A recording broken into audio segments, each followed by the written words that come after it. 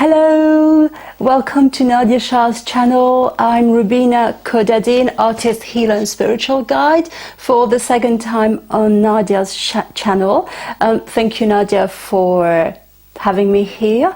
And we will be talking today about the 12th house, not so much talking about it, but my job and mission is really to help people overcome whatever constraints and restrictions that are in their lives. So regarding this 12th house, this video will be applicable to you if you've got planets in your 12th house, in your natal birth chart, and it doesn't matter which sign is the 12th house, represent the 12th house in your birth chart. This video is also applicable if you are experimenting transits of planets in your 12th house, so whatever, Saturn, Uranus, Neptune, all these planets, Jupiter, transiting your 12th house, and it is also applicable if in a Synastry chart, that is you and a partner, whichever partner, life partner, love partner, business partner, family relationship, if their planets are sitting in your 12th house. First of all, what is the 12th house? What do astrologers typically say the 12th house is? The 12th house is, what astrologers say, is the house of karmic depths, is the house of the subconscious, of the invisible, of loss. I had read once that they said that it is the house of the joy of Saturn, because Saturn is supposed to be a planet of loss and isolation. So this is how pretty much the 12th house is being described. Before going further into the actual remedies, I'll give you a different outlook of the 12th house. So we will just kind of convert whatever is being said about the 12th house, we will convert it, we will shift the description in a creative way. So if we say that the 12th house is about karmic depths and dreams and all those things that we're supposed to be paying back and all the subconscious beliefs that are pushing us down, then the 12th house is also, if it is the invisible, then it is also like a Pandora box where the treasures of our soul lies. If the 12th house is supposed to be loss, is supposed to be the joy of Saturn, then the 12th house can also be maybe the stepping stone and the great door towards our identity, because 12th house comes before the first house. So this is how I propose that you see your 12th house. I'm not saying that whatever is being said about the 12th house is wrong. That's not the point. The point is to start by shifting my own perception of what my 12th house represents. So I will say it represents maybe the treasures of my soul. It represents my stepping stone towards my own self and my own identity. And as we are doing this, we are already starting to give one remedy. We are starting to give one remedy to your subconscious mind, because the 12th house is the subconscious mind, right? So it says that we've got beliefs and patterns that come from childhood, that come from generations, that come from humanity, the history of humanity. And yes, it is that, but is it not also the soul that has come from past lives, if you believe in past lives? Isn't it the soul that is born again from parents, and parents are the parents of grandparents, etc.? So next time you think of your 12th house or you feel the burden, just say, wow, my 12th house is also the treasures of my soul. It's also the stepping stone towards my identity, and we are touching at the subconscious mind. So my very first tool for you, the remedy that I propose, is to nourish your subconscious mind with positive affirmations, with everyday gestures and routines that can counteract whatever beliefs that maybe is coming from the 12th house. Let me illustrate that for you. Let's say you've got Venus in your natal chart sitting in the 12th house. So you might feel like it's difficult for you to be loved.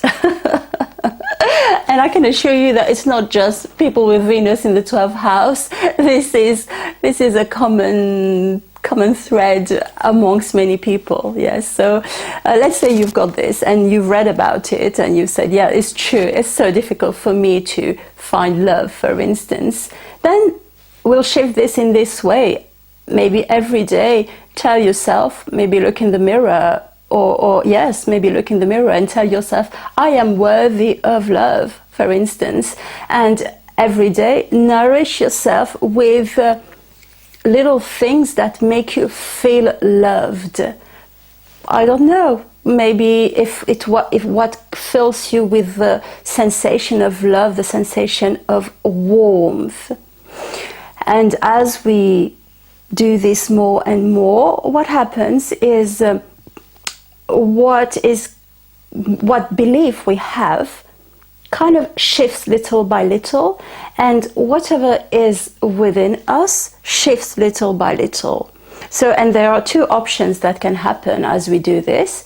One option is because we have changed somehow whatever is in the subconscious mind, possibly we will find situations that give us more love. The other option, it could be that, okay, we don't get situations that give us more love, but we are so much filled ourselves with the feeling of love that it is actually, we're not suffering that much. So either way, it's a win-win situation. So this is my first tool remedy for you regarding the 12th house planets. Of course, apply this if it is moon, if it is... Actually, when we look at the birth chart and we look at the 12 house planets, the astrologer will tell you, or you read about it, that yes, for you it's difficult to, let's say you've got Mercury in the 12th house, for you it's difficult to be heard, it's difficult to express yourself. But in your life, you see that already. So just see what are the difficulties that you're encountering in your life. I've had troubles expressing myself. Then maybe what you can do is start expressing yourself, maybe not with words, maybe by drawing, maybe by singing. And I don't mean learning to sing or learning to draw. It's just try to express yourself in that way, and possibly little by little self-expression becomes easier. So these are just a couple of examples. Just see how you can change that pattern regarding what is difficult for you, and tell yourself, let's say if it's Mercury, I allow myself to express myself. My words are worthy, my words are important. So this is how we shift regarding the subconscious mind. There will be 3 other S's, so the letter S, that I will propose to you regarding the remedies. And it's not it's not sun, sea and sex, right? Although these things could actually alleviate the pressure of the 12th house, but but it is not those 3 things. So the other S that I will tell you is the word surrender. I'm sure you've heard this many places, and we kind of sometimes say, okay, what do we do to surrender? But actually, surrender is not about doing something. Let me tell you, give you a little example. Let me illustrate that. Let's say you've got Saturn transiting your 12th house. 12th house is the opposite of the 6th house. It is the 6th house is the house of pretty much daily routines and work. You've got Saturn transiting the 12th house, and you're working on work projects, let's say, and nothing is going as it should be. So look at this elastic band, right? I'm not sure. Can you see it? Yes. Okay. I think you can see it now. So you've got two choices, right? You can say, I will try make it even more. I'm going to go through this, and you're pushing, and this is what happens. It comes back in your face, for instance, right? Or you can say, okay, this is Saturn is there in my 12th house. I'm going to try work with Saturn, and instead of pushing, I'm just gonna move with it and make it kind of rounder, and go with the flow. And as you go with the flow, things become so much easier. Of course, it's easier said than done, isn't it? How can we surrender more? If you've got a spiritual practice, then I do invite you to dig and delve even more into your spiritual practice. When I mean delving, I don't mean learning the knowledge. It's more building the faith. Otherwise, there's also healing meditations that, for instance, you will find on my channel. There is a link in the description box to my channel. And healing meditations they're not just meditations, they're also, if you go to the channel, you will see, I heal through voice, I heal through movement, I heal through touch. So the healing meditations about surrender will help unleash emotions that hinder surrender.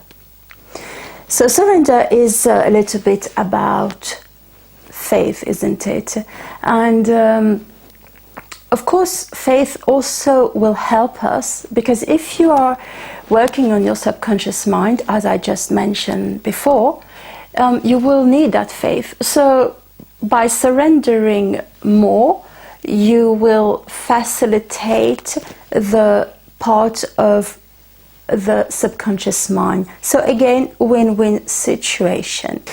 So we're getting now to the next point, the next S, which is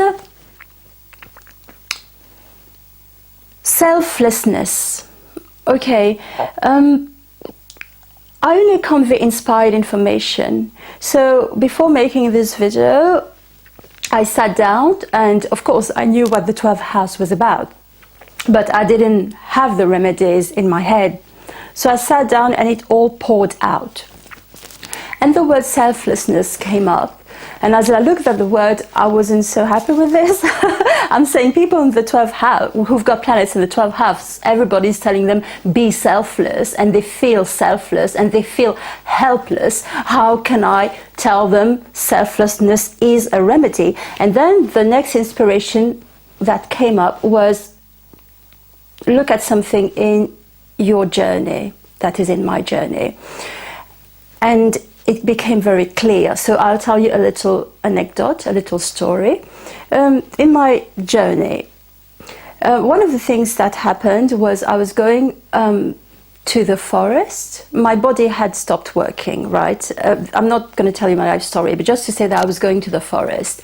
And I was giving so much love to the trees. It's not like telling them I love them, but I was imagining that I put those trees into my heart space and pouring in so much love.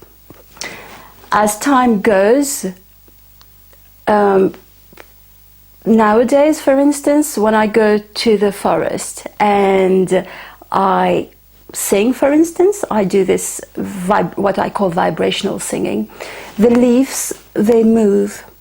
So even if I'm totally sad and I go to the forest and I sing, the leaves will move. I'm not saying that this will happen to you. That's not the point. The point is that by giving an unconditional love, I have received and I am receiving. So selflessness is not about self-sacrifice. It's not about being a doormat.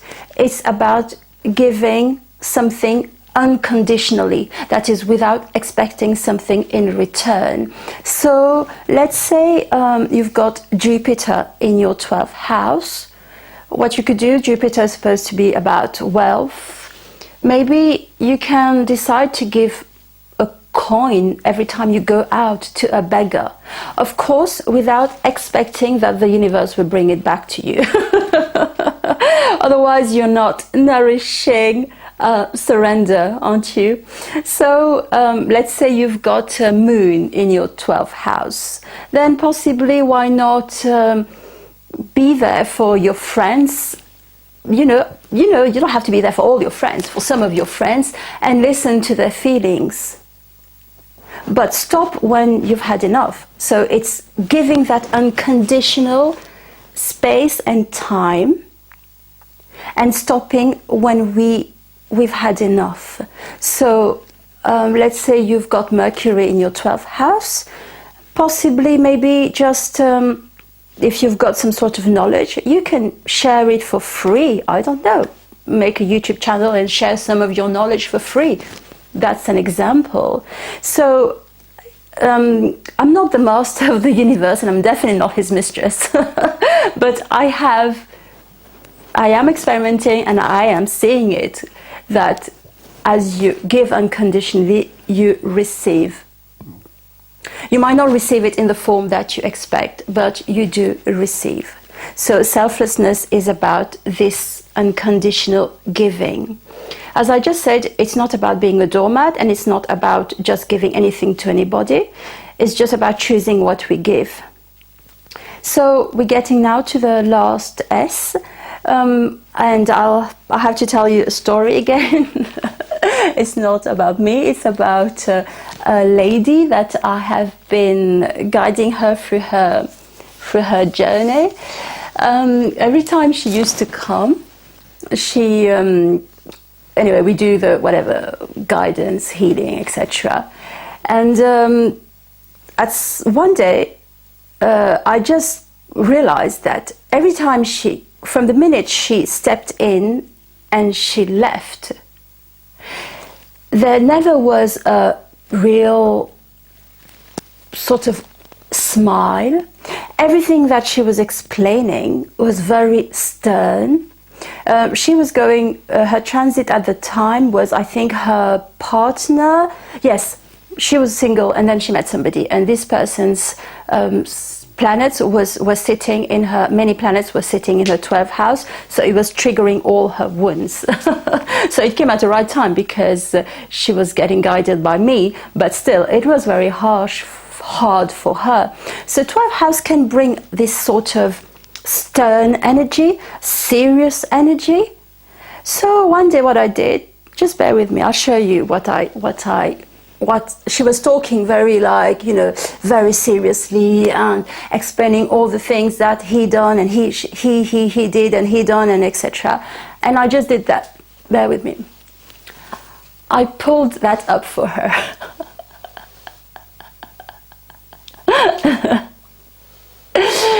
And I kind of